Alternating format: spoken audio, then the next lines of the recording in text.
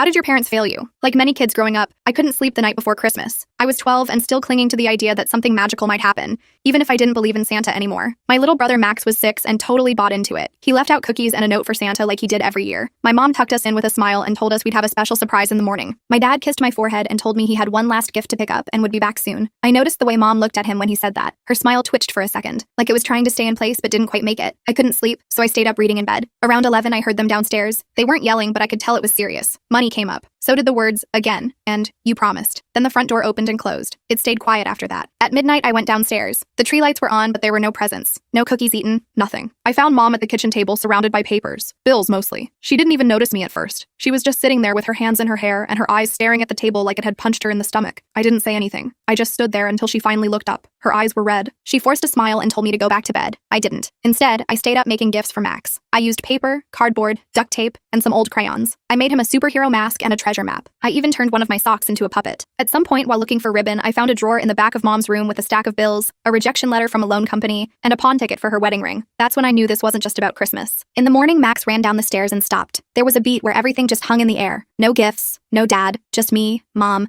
and the stuff I had thrown together during the night. I stepped in fast and told him dad was helping Santa fix his sleigh, that he'd be back soon. Max lit up and believed it without hesitation. Mom gave me a look I'll never forget, proud and broken at the same time. I ran the whole day. We played games and did crafts. I kept things moving so Max wouldn't notice anything weird. I kept checking my phone though. Every 15 minutes, I sent another message to dad. Nothing came back. Around 6 that night, I overheard mom on the phone. She was whispering, but I heard it. Casino. It clicked. I remembered her saying that word before. Late night fights I wasn't supposed to hear. I put it all together fast. I grabbed the babysitting money I'd been saving for months, took the bus downtown and got off near the casino I remembered from their arguments. I had no plan, just a tight feeling in my chest and a burning need to know if he was really there. The place was loud and bright and smelled like smoke. I walked in and almost turned around because I felt like I didn't belong, but I kept going. I wandered past slot machines and card tables until I saw him. He was at a poker table, hunched over his cards, eyes heavy, beard patchy like he hadn't slept. He was wearing the same jacket he left in. I just stood there watching him. The dealer noticed me first. His face shifted. He looked at my dad and then back at me like something had gone horribly wrong. Dad didn't look up right away. Then he did. Our eyes met and everything stopped. His face changed, not in a dramatic way, just this slow sinking look like he had been caught doing the one thing he swore he wouldn't do again. The dealer called a break and told my dad he should leave, said something about how he'd talked about his daughter before. My dad stood up and didn't say a word. We walked to the car in silence. On the way home, I finally asked him why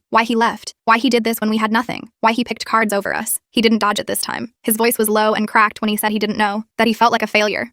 That sometimes he just wanted to feel like he could win at something. He said he loved us but didn't know how to stop messing things up. We stopped at a 24-hour store. He bought Max a plastic dinosaur and got me a pack of sketchbooks. He handed it to me and said, "You're stronger than me. I don't know how you are, but you are." I didn't say anything. I just nodded. I knew he meant it, and I knew it didn't fix anything, but it was the first time he told the truth.